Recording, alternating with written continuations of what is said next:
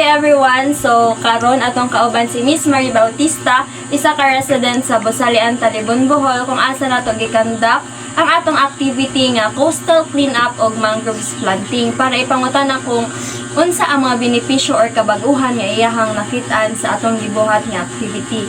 So, may buntag, kumusta po ma'am? Among pangutan na ma'am is, unsa ang mga benepisyo nga imong nakitaan sa among gibuhat nga pagpananom og tungki o pagpanghilo sa atong kabaybayonan? Inyong sa akong nakita ang inyong gibuhat nga pagpananom og tungki o pagpanglimpyo sa atong kabaybayonan, dako kaayong benepisyo nga gikahatag sa atong komunidad, labi na natong mga taga-isla o labi natong mga nagpuyo gyud dapin sa kabaybayonan. Kay ang pagpanmanom o tungki, dako kay nagikatabang labi na sa panahon sa kalamidad, may mga bagyo, para itong mga hitabo nga kusog kay mga bagyo. So ang pagpananom og tungki sa kabaybayonan mo prevent siya nga mas males ang damage sa nahitabong bagyo kay sa makita nato kung daghan og tungki sa kabaybayonan, so di kayo muhapak ang bawd ato sa mga kabalayanan, so wala kaayo yung mga butang or mga balay nga madamage kay naaman sila nga makapugong. Then ang panglimpyo sa kabaybayonan, so dako kay tabang dili lang sa mga tao nga nagpuyo niini, kundi labi na tong sa mga isda kay unahon sa nato ang sa mga tao nga nagpuyo lapin sa kabaybayonan, so makuha ng mga plastic.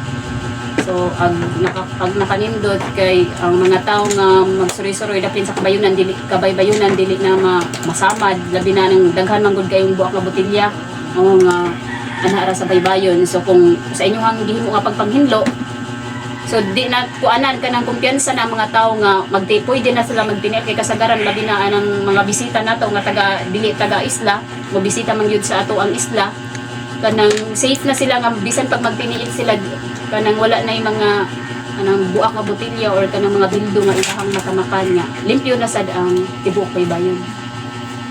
So sa imong gingan ganiha ma'am, daghan jud kaayong mga benepisyo no. Unsa man pod ang mga posibleng nga epekto if muhunong ang mga tawo og buhat ani nga mga activity? So kung moabot ng gani ang panahon nga muhunong ang mga tao og pagpanghinlo sa kabaybayonan o pagpananom og mga tungki, so perting dako ang kadaot, perting dako kayo ang kadaot nga mahatag ni ani sa atong komunidad, labi na kay og daghang plastic sa atong kabaybayonan. So syempre sa epekto ani sa mga sakit ang mga tao kay pundok naman to. So dili lang kay ang mga tao nga nagpuyo niining lugar or ni aning mga komunidad, kundi pati ang mga isda. Kay ang sa kadaghan nga plastic nga nasa kabaybayonan, sumara man dito sa dagat, sabi na sa panahon sa high tide, so madala siya sa dagat, so muadto siya sa mga isda. So possible nga mga isda mga matay sad unya, dili man gani mamatay o uban, makaon pa nato ang pugaw nya katong sa mga basura nga magpundok. So ang kita nga mga tao nga nagpuyo dili ra sa atong isla, labi na tong napod sa silingan nato nga mga kaislahan, kay tungod sa hangin kay mahitabo nanay air pollution nga mahitabo. So dili ra sa ato ang lugar kundi sa mga sigbit nga mga lugar. Dili ra kay pollution na pud water pollution pud mahitabo pud na. Niya ang sa kadaot nga mahatag og muhunong taog pagpananom og tungki. Wala kung maabot man ganing mga bagyo, mga kusog nga bagyo, so wala na maka-prevent na sa pagpugong. So ang mga dagko nga baod muhapak jud sa mga kabalayan, so wala na ang kanang mga mangrove nga mupugong. Mga matay na sad ang isda kay wa naman sila kapuy-an. Para nimo ma'am, daw sa ipadayon ning pagpananom og tungki o paghinlo sa atong kabaybayonan? Para nako kay dapat jud natong ipadayon ang pagpananom og tungki o pagpanghinlo sa atong kabaybayonan, kay sama sa naobserbaran namo or dili ra kay ako namo atong mga nagpulinis atong kaislahan, ang pagpananom og tungki man jud kidako kay katabang dili pa gani ana kadaghan ang tungki nga gitanom atong tayma ha sa karon kay nagaanam-anam, pero sa kapanahon atong bagyong Odette kay dinhi man jud epekto man jud dako man gayud dako kay to siya epekto sa isla dinhi sa isla sa Bosalian. So ipadayon mas maayo gyud nga mapadayon ang pagpananom og tungki kay makita jud nato nga bisan yung isla ang busalian less ra jud nga ang damage nga nahitabo. So ang wala jud kaayo nga nang as in nga di pareha sa ubang isla bitaw nga wala sila'y kanang mga tungking nga nakatanom sa daplin sa kabaybayonan ang as gilahang isla gyud kay mura jud nahanaw. So di pareha sa busalian tungod sa tungki kay nales gyud ang damage nga iyahang kuan nga epekto niya kung kuan about sa panglimpyo sa kabaybayonan.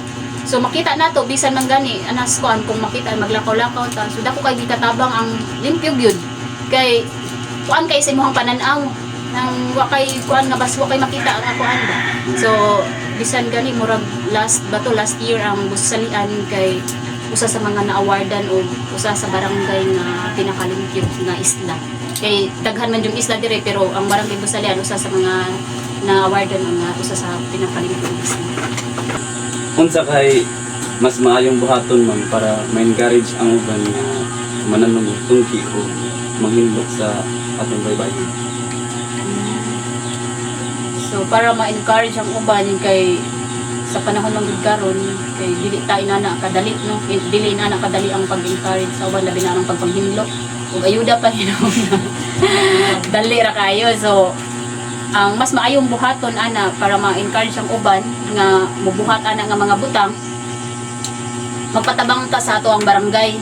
So ang magpatabang ta sa atong barangay, so panguluhan sa atong barangay kapitan o mga barangay opisyalis nga kinahanglan nga usa ang buhaton ana mag-meeting, pagpatawag o kanang tundok sa katawhan sa barangay nga naay pagahimuon nga kanang pagpanghinlo o pananom nga usapod sa kuan ana is sa panahon ng karon sa atong naobserbaran dili ra kay dinhi sa isla bisan sa ubang lugar kung about na og ginanang suguon sa barangay daghang bagutbot kay labi nang kanang kuan daghan tag istoryang madunggan. So kung mangayo ta og tabang sa mga barangay officials, so dako kay ni ikatabang para ma-encourage ang uban labi na anang kay dinhi magud sa barangay natay mga organisasyon nga gipanghimo dili ra kay sa purok 1 purok 2. So ang barangay Busalian na siya 7 ka purok. So ang mahitabo kay kung mga tagtabang sa barangay ang kada purok na ay nani kaugalingong mga organisasyon. So kung kuan kana bitong pananglitan ibutang nato nga since kada tuig na may ihatag ang municipal nga bitong tabang murag na sila ihatag nga project ba sa kada tuig na ihatag ang ato ang municipal nga budget nga para makatabang sa kada purok. So ang mas maayo buhaton kay before sa di pa nato madawat kung maong kanang budget nga ilang ihatag nato para ikatabang sa matag purok sa barangay.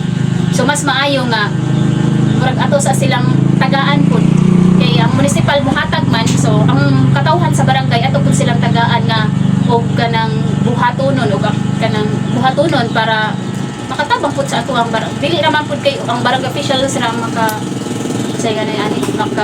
benefits ana ko kita man nga nagpuyo sa ato ang barangay. So muhatag ang municipal ipaagi sa barangay. So ang mga tao pod nga nagpuyo sa kaislahan or sa atong barangay mubuhat pod anang pagpananom og tungki, pagpanglimpyo sa kabaybayonan aron dawat pod jud nila ang gihatag sa barangay. Dili jud ingon nga kanang dawat ra kay dawat pa. So ang atong buhaton kay give and take ang mahitabo. So muhatag ang barangay. So ang buhaton sa mga tao nga nagpuyo sa barangay muhatag pod dito para kuan. So sa inana nga paagi dali ma-encourage jud ang mga tao nga nagpuyo dinhi sa ato ang barangay nga doy tanay manglimpyo na kay narabaroy kuan narabay kuan. So dako kay naibugas nga tag 10 kilos nga panghatag. So mingon ang barangay officials nga di pa nila mo ipanghatag kinahanglan nga ang tanan nga organisasyon manglimpyo O karon ato nang nadungog ang mga tubag mahitungod sa mga benepisyo o mga kapaguhan sa activity nga atong gibuhat sa pagpananom og tungki o pagpanghilo sa atong coastal areas. So ma'am, salamat kayo sa pagkahinog oras bisan og busy kayo karong adlaw. O unta magpadayon ang mga activity sa atong barangay. Salamat. Salamat. From the beginning to end of this activity, we've learned a lot about the importance of cleanliness and mangroves in all coastal areas, not just in human life, but also to aquatic ecosystems. This small act of service contribute significantly in protecting our environment. May this activity not be the end, but the beginning to more meaningful and impactful initiatives in our community, not by one, but as one.